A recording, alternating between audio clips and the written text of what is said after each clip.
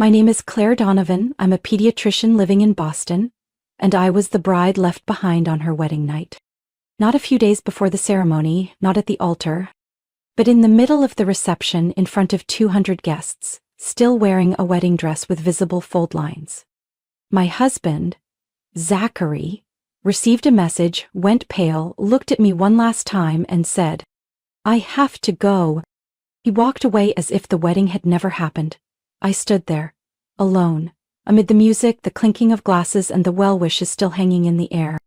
Have you ever been left behind in the exact moment you thought you were happiest? If you have, share it with me in the comments. If you haven't, stay. There's more to come. Hit like and follow the channel so you won't miss more stories that cut straight to the heart. Because what I have to tell you isn't only about a marriage that fell apart. It's about a truth I spent 5 years and 1 death to finally face. I met Zachary on a fall morning in the lobby of Boston City Hospital, where coffee cost twice as much and sleep was the rarest luxury for a second-year resident like me. I had just finished a 36-hour shift, eyes blurry, head spinning, fumbling with a cup of hot coffee I treated like the only thing keeping me upright that morning, and then I bumped into him. The coffee spilled across his expensive white shirt, staining the front brown. I froze, stammered out an apology, dug through my bag for napkins. But he chuckled and spoke first. "Doctor should get more sleep." Then he pulled out a handkerchief from his own pocket, handed it to me and added, as if he couldn't care less about the stain, "But if you're planning to attack someone with caffeine again, maybe go for a cheaper shirt next time." I laughed. Zachary wasn't like any man I'd met before. He wasn't pushy, he wasn't flashy. Because this story isn't only about being left behind. I declined, politely but firmly. I was exhausted. My heart and mind had no space left for anyone. But the next morning, while changing into my white coat in the doctor's locker room, I found a small folded note in my pocket. "If you change your mind, the coffee won't be hot, but I'll still be waiting." His name and number were written beneath it, Zachary Cole. I didn't text back. Not until a rainy night, when I'd been stuck covering the ER for 20 straight hours, and no one showed up to pick me up like they'd promised. I sat alone by the vending machine, staring at a bottle of water like it might offer comfort. And then Zachary showed up, soaked from the rain, holding a box of hot food and a pair of fuzzy slippers. All he said was, "Haha, I figured you forgot what warm feet feel like." From that day on, I started finding small notes in my pockets. "Good luck with the morning shift. Hope all your patients are adorable. Don't forget to eat something before 10. Have you any water yet, Dr. Donovan?"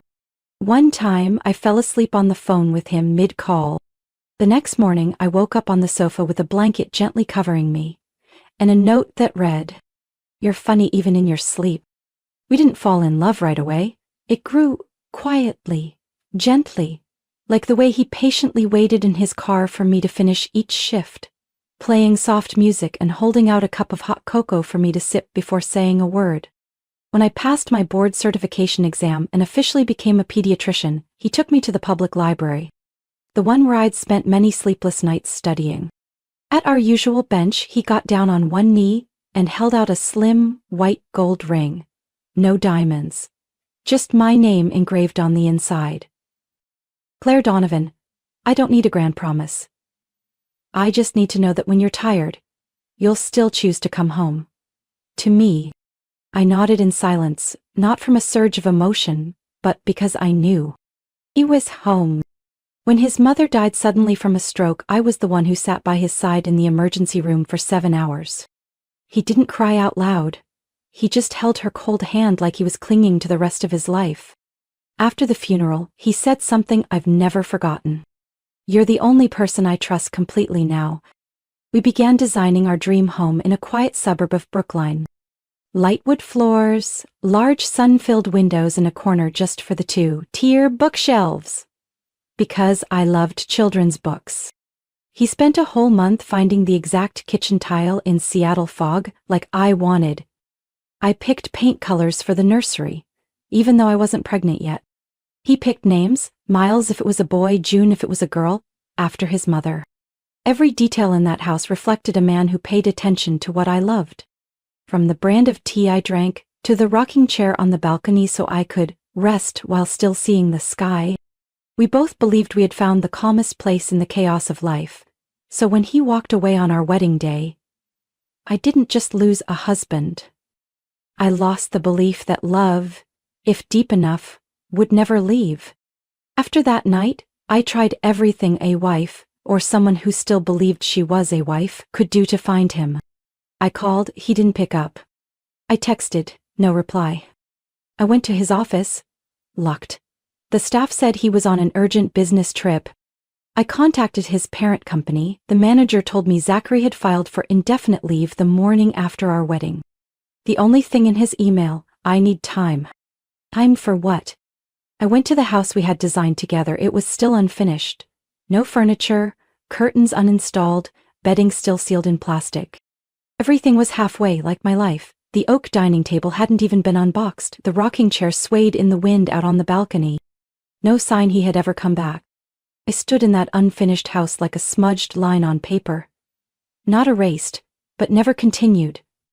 A week later, I went to his mother's house, Mrs. June's. She had no answers for me. All she said was, "Claire, if you need to stay here, treat this place as your home. I don't understand what's happening with him either." Her eyes held a deep sorrow, like she was losing her son all over again. I couldn't cry there, and left. Every trail went cold, until one rainy night, I got a call from Ian Keller, Zachary's best friend from college. "Claire? It's Ian. Sorry it's late. But I can't keep this to myself anymore." I sat up straight, my heart pounded.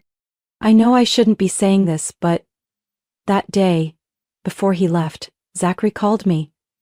He said one name. I held my breath. He said, "Ava. She's back. Everything's falling apart." The phone nearly slipped from my hand. Ava Whitmore. I had only heard that name once, on one of our early dates when Zachary mentioned a college relationship that ended in tragedy. Ava, the ex-girlfriend who supposedly went missing in a car accident back in 2015. It made the news. There was a funeral. The family confirmed the body. Zachary barely spoke of it. He only said, "She turned left. I didn't, and that was the end, forever." Though how was she back?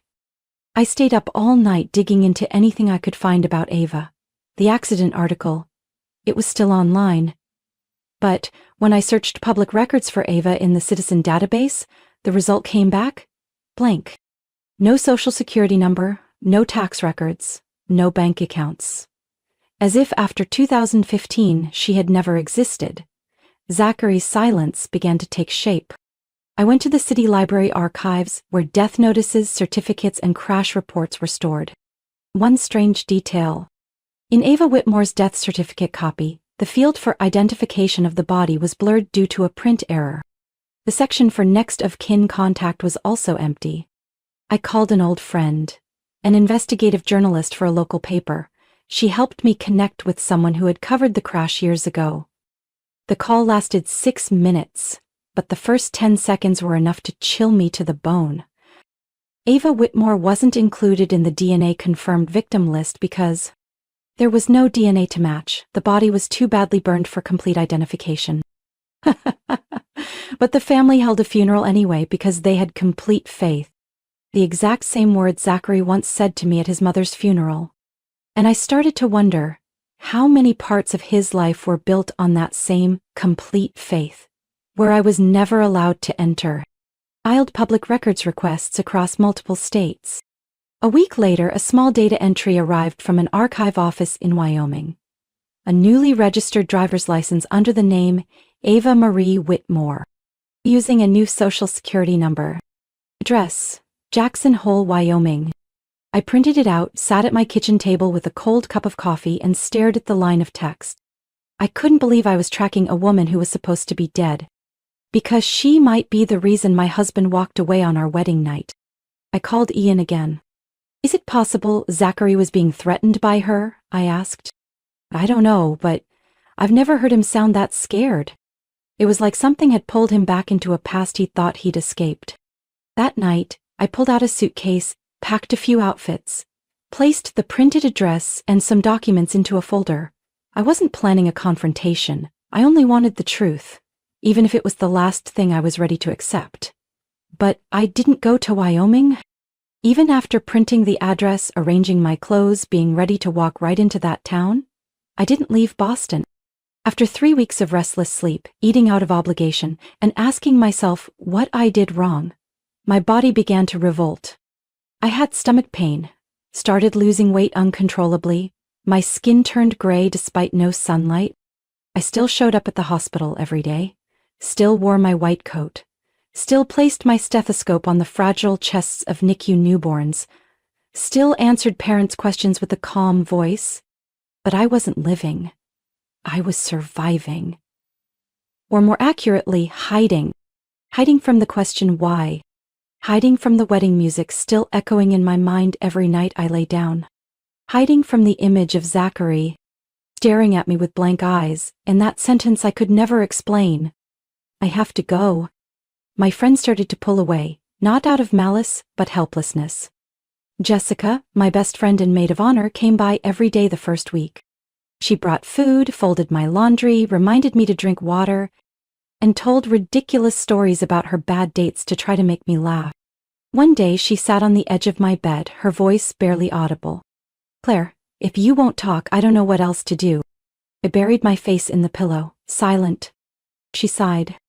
"You don't have to be okay right now, but you have to let yourself be hurt, be angry, be alive. You can't go on like this, a ghost." A few days later, she stopped coming. Zachary's family cut all contact. His mother stopped answering calls. His sister blocked me on social media. His uncle, who used to sip whiskey with me and tell high school stories about Zach, sent me a single email. "We ask for privacy during this time." Their privacy? What about my pain? I started imagining that Zachary had been kidnapped. Maybe he'd been forced. Maybe an accident, a conspiracy, an undiagnosed mental illness. I clung to anything that might make what he did forgivable, until I got a call from the bank. "Hello, Ms. Donovan. We'd like to verify some recent transactions made on a new MasterCard account under your name, opened on the 17th of last month." "Excuse me? I didn't open any new accounts." "Exactly, ma'am. That's why we're calling. It appears the card was opened using one of your older profiles, but the delivery address is a hotel in Montana." I asked for the details. "A new credit account. Shipping address, Cabinwood Inn, Livingston, Montana. Recipient name, Zachary Cole." The hotel was a small inn with only 8 rooms. I found the phone number online and called immediately, heart pounding so hard it strangled my voice. "Cabinwood Inn, how may I help you?" I tried to sound calm. "I'd like to confirm whether a Zachary Cole is or was staying there. I'm his wife." There was a pause. "I'm sorry, we can't release guest information. This is urgent, life or death, family. I don't even know what I am anymore."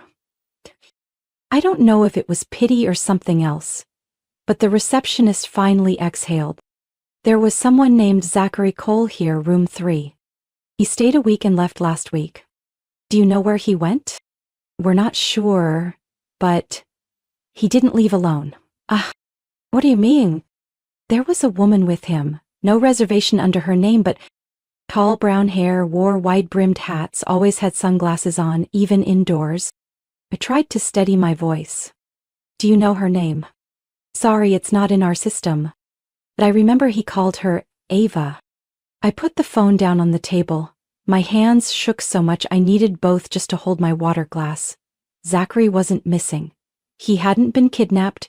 He wasn't mentally unwell. He left. By choice. With Ava.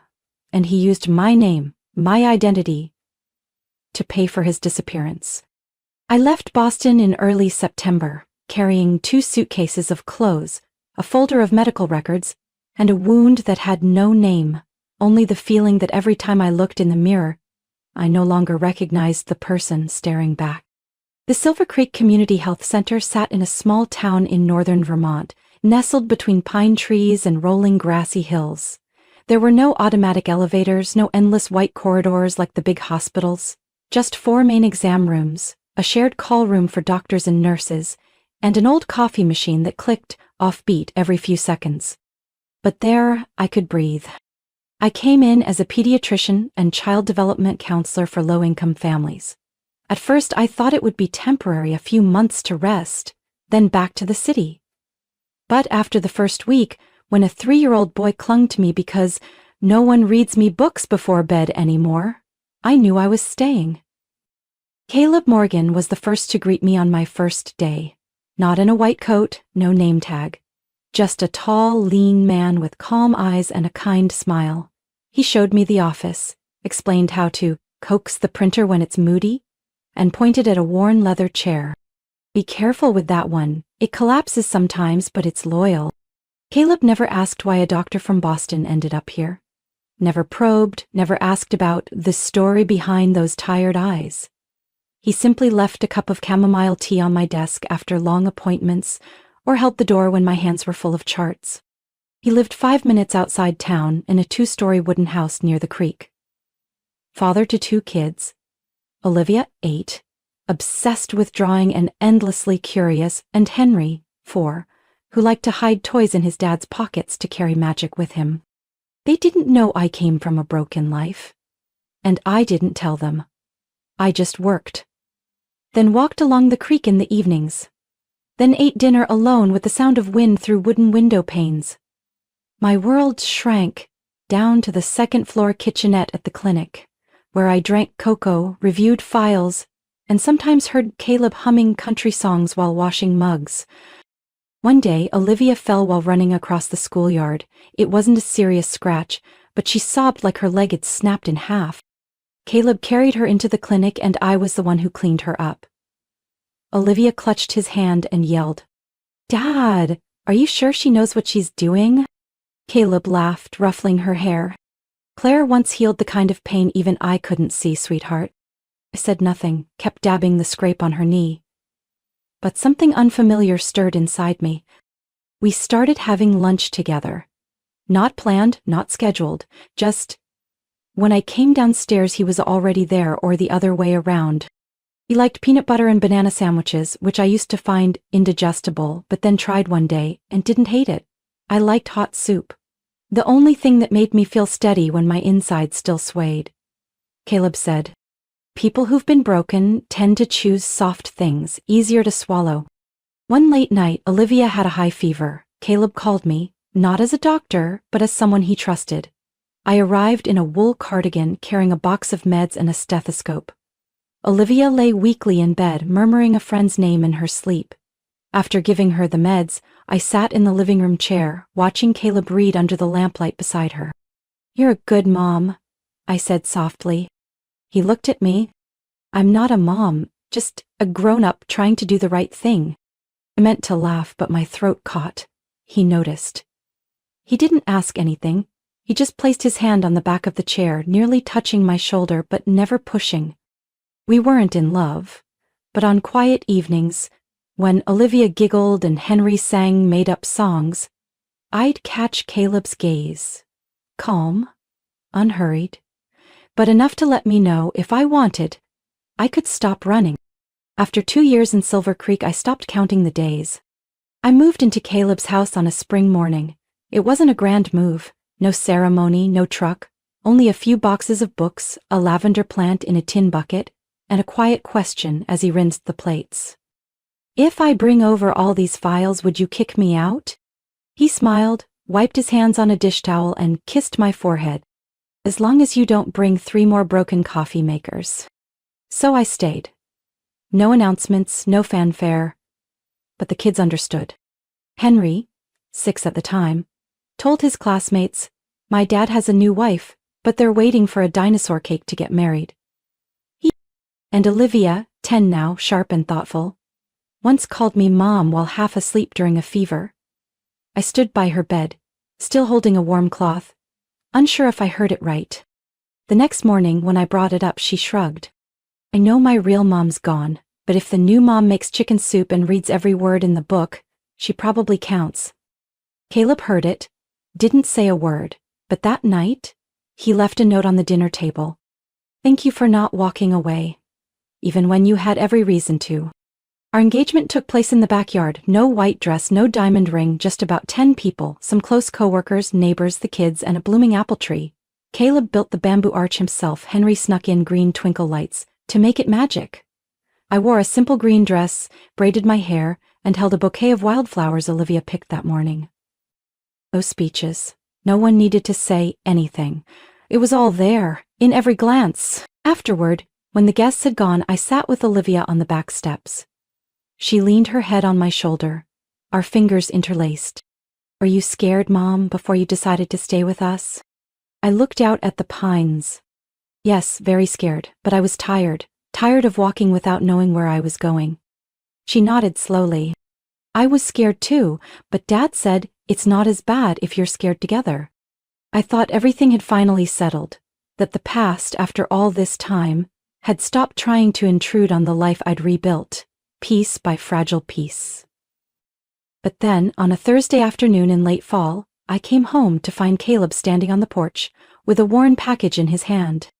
"Someone left this at the door. No return address." I took it. A soft, old cardboard box sealed with faded tape. On the top, just one line in bold pen, slanted handwriting I knew too well. "Claire, if you still want to know." I brought it into the kitchen, hands trembling slightly. Caleb didn't ask. He just placed 2 cups of tea on the table and sat beside me. I opened the box. The first thing inside was a handwritten letter, the paper yellowed like it had been written long ago. I recognized the handwriting instantly. Neat, measured, a bit rigid. Just like everything Zachary did. Where? If you're reading this, it means I didn't have the courage to hand it to you myself. I'm not writing to ask for forgiveness. I just want to leave you with what you deserve. The truth. Not about leaving, but about why I didn't dare come back. I swallowed hard and turned the pages. Underneath the letter was a sealed envelope with the Massachusetts General Hospital logo. I recognized the format immediately. A biopsy result. Inside, stamped in red, were the words, "Adenocarcinoma, stage IV." Attached was a CT scan of the abdomen. The black and white images clearly showed a tumor surrounding the pancreas, a textbook case of late-stage pancreatic cancer. I didn't need the last line of the letter. I lived with mistakes, but I don't want to die in silence. Caleb didn't ask. He simply placed his hand over mine. Steady, quiet, the kind of gesture that said more than words ever could. No explanations needed, no defense. I folded the letter carefully, then stood to get my coat. I had never planned to go back, but some doors, if you don't close them yourself, will keep the wind howling through your life forever. I arrived at the hospice on a Saturday afternoon. The sky was gray, like a soft cloth had been draped over the world. It wasn't raining, the wind had stilled, but that October chill, the kind that doesn't sting, only awakens what we thought we'd buried, was everywhere. Zachary was in room 12, second floor, at the end of the hallway. The door was ajar. I pushed it gently and stepped into the small room, lit by artificial light. The air smelled faintly of antiseptic, mixed with dried lavender hanging near the window.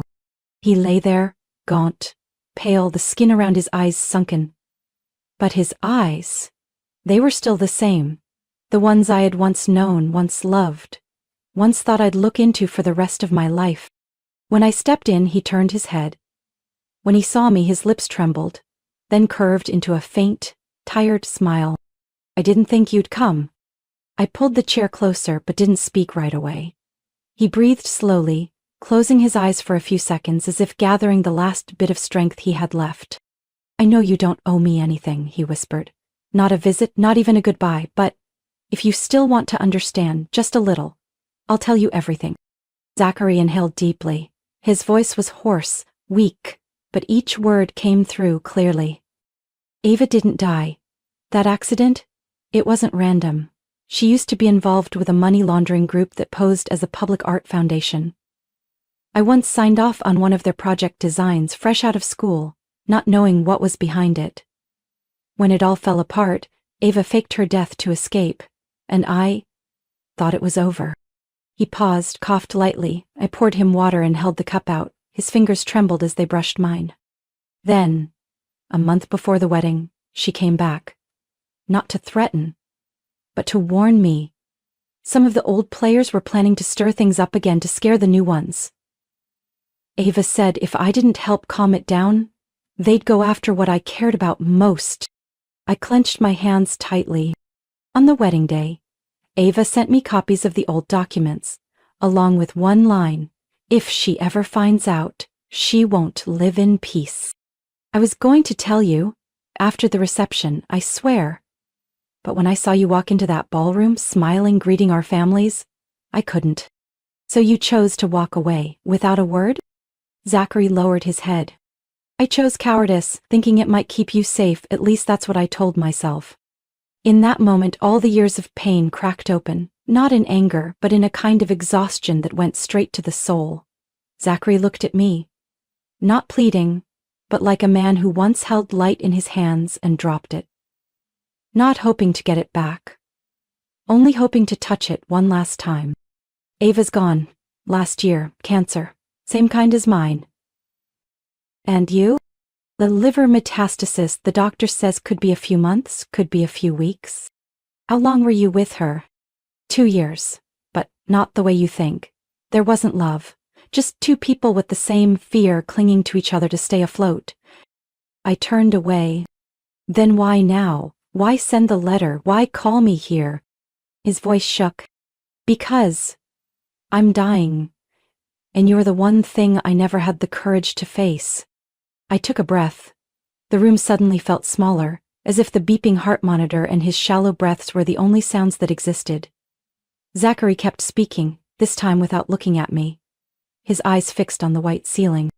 I don't expect forgiveness. I don't expect you to come back. I just want you to know. The one thing I held on to, all this time, was the image of you in that dress. Walking toward me, eyes lit like the world only had the two of us. I bit my lip, my eyes stung, but the tears never fell. I'm no longer the woman in that dress. No. And you don't need to be. You deserve to be whoever you choose to become. I just thank you for coming, so I won't die with words still buried inside me. I didn't know if it was an ending, or a very quiet beginning, but for the first time since he left, I could look at him without feeling torn apart by the question, why?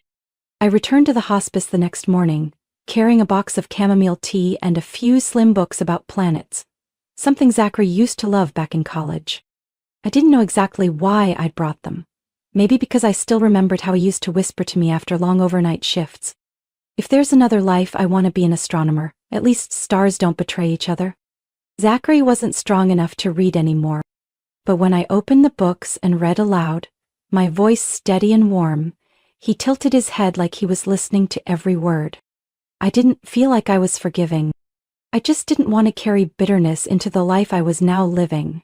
Well, I stayed by his side every day. Caleb would drop by occasionally. He never came into the room, just left coffee in the hallway with a quick note. The sun's out a little today. Olivia and I will be home if you need silence to return to. I used to fear that Caleb wouldn't understand. But his silence? Exactly the kind, at exactly the right time, let me know I didn't need permission to process old grief with kindness. On the 5th day, I arrived earlier than usual. The night nurse told me Zachary had barely slept. He was weaker. I entered the room, turned on the instrumental version of Clair de Lune, his favorite piano piece. He couldn't speak anymore, but his fingers twitched lightly as if trying to reach for the melody. I sat beside him, holding his hand. For the first time since he left, we said nothing, and when his breath grew slower, I leaned in and whispered, not because I knew he could still hear me, but because I needed to say it. I didn't forget, but I've learned how not to hurt from it anymore. Thank you for letting me move forward. A single tear slipped down his cheek. His hand clutched a small letter he had held on to in those final days, so tightly that I had to gently pry each finger loose to take it. I didn't cry. Tears didn't feel like the right language to say goodbye to someone who had once been everything, and was now simply a part of a memory that shouldn't be erased. That night, I sat on the living room sofa. Caleb beside me, one arm around my shoulders, gently, like always. I opened Zachary's final letter. The handwriting was shaky, uneven, the paper smudged at the corners. I couldn't tell if it was sweat, medication, or tears. Claire? I once hoped I'd live long enough to explain everything. But sometimes explanations don't come from time. They come from courage. Thank you for living well, even when I didn't deserve it.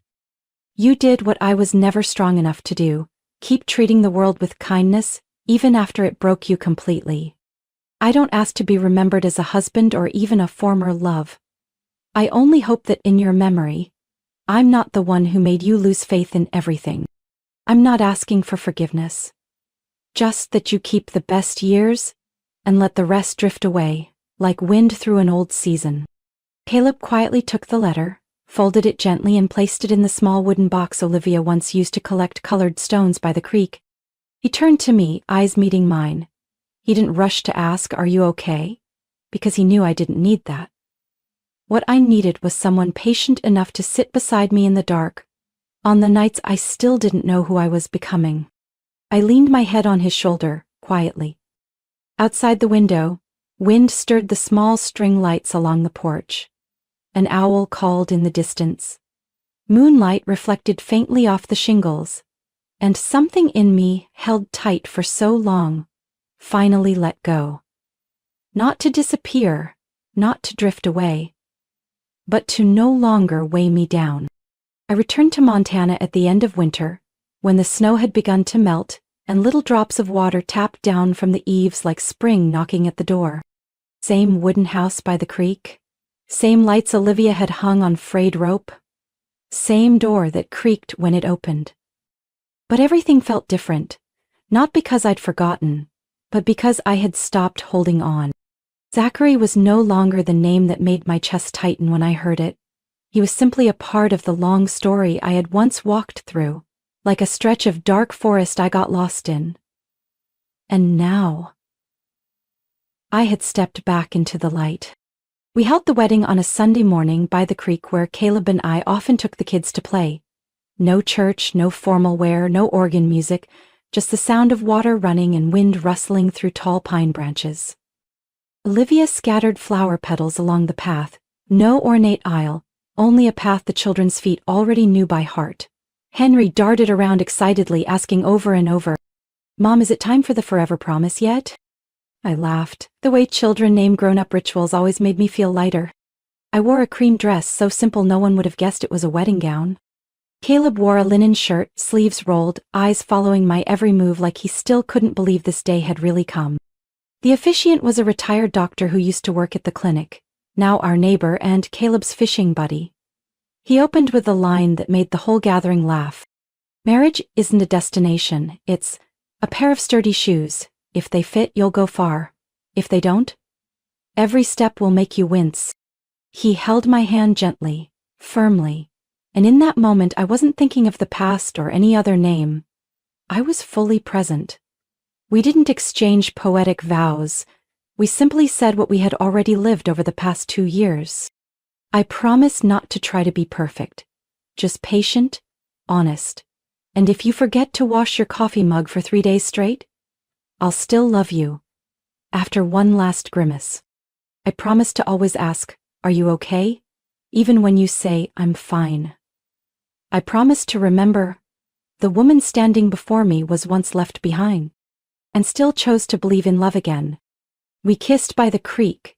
Instead of fireworks or applause, there was only a breeze over the grass and the soft scent of apple pie floating through the trees. A few weeks later, I began to write again. Not a journal, but a book, not quite a memoir, but honest enough for anyone who'd ever been left to find themselves in it. The working title? After They Never Came Back. I wrote in the early mornings, before the kids woke, as the first sunlight streamed through the kitchen window, stretching long across the wooden table. I wrote about the things no one says at weddings, that love isn't always enough to make someone stay, that silence can hurt more than goodbye, that women don't have to be strong right away. They need to not fall completely. Caleb didn't ask much about the manuscript. He simply placed a mug of coffee next to me each morning, perfect temperature, exactly how I liked it, and occasionally left little notes. You're writing what others haven't dared to name. Keep going. One day, Olivia walked into the office while I was editing chapter 23. Are you writing about something sad, Mom? Yeah, about the kind of sadness I once thought I'd never get out of. She thought for a while, then asked, Action. But did you ever get out? Not out, I learned to live with it and still move forward. Olivia nodded, then said, like a little philosopher. Like when I was sad because real Mom was really gone, but there's a new Mom now who makes pancakes? I laughed and pulled her close. No one teaches children how to name emotions, but they always seem to know how to express them in the language that cuts straight to the heart. The sky that day was clear like crystal, the lake still, so still it seemed even the pine trees mirrored on its surface had stopped breathing. Said for We held the celebration by the lake. It wasn't called a wedding anymore, because everyone there knew we'd been a family for a long time, but today was a chance to raise a glass, not for a beginning, but to honor a road already walked with courage. I stood on the lawn, my ivory dress swaying lightly in the breeze, surrounded by friends, coworkers, neighbors, people who had seen me fall quietly and slowly rise again. Caleb remained close, his presence steady without a word, his hand resting gently on my back like a silent reminder. You don't have to carry this alone anymore. They've seen it, and you're still here. I lifted my glass and stepped onto a flat stone by the water's edge so everyone could see. Olivia tugged at my dress from behind, her eyes shimmering like the lake. Henry held a bunch of wild grass, eyes locked on a dragonfly perched on his father's sleeve.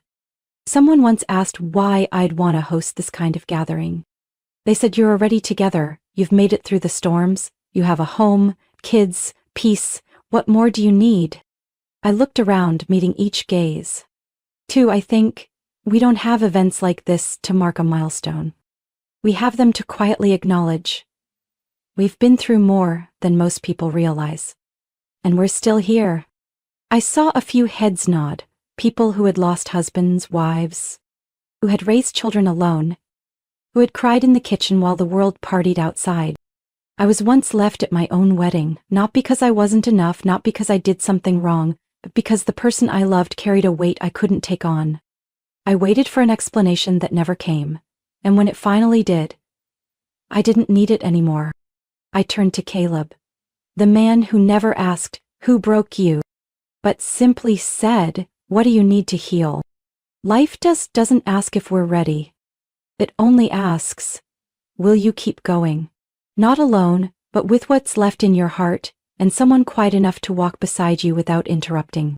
Olivia clapped first, a small, short clap that quickly spread around the tables.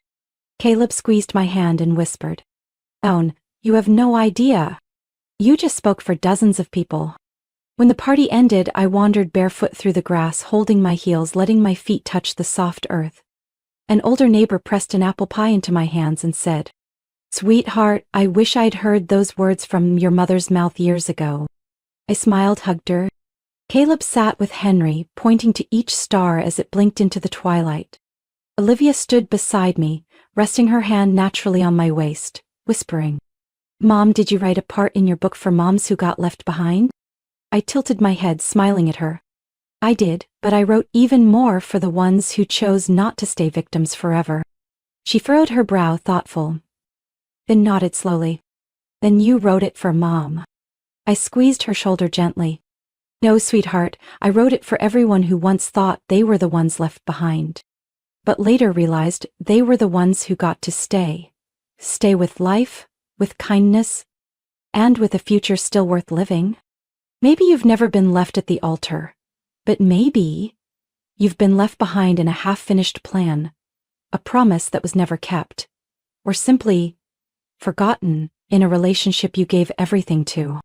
If that ever happened to you, what did you choose to do? Did you walk on in silence? Or are you still waiting for an explanation from the past? I don't have the right answer, I just know this. We all deserve to be loved, not because we're perfect, but because we're brave enough not to give up on kindness, even after we'd been left behind. If today's story reminded you of yourself, or someone you once knew, Share your thoughts in the comments. I'll read them, and who knows? Maybe the next story begins with something you write. Don't forget to follow this channel so you won't miss the journeys of healing, rebirth, and reclaiming the meaning of family. The small things that, in the end, keep us closest to one another in this life. Because sometimes one story is enough to help someone believe they still have a chance to begin again.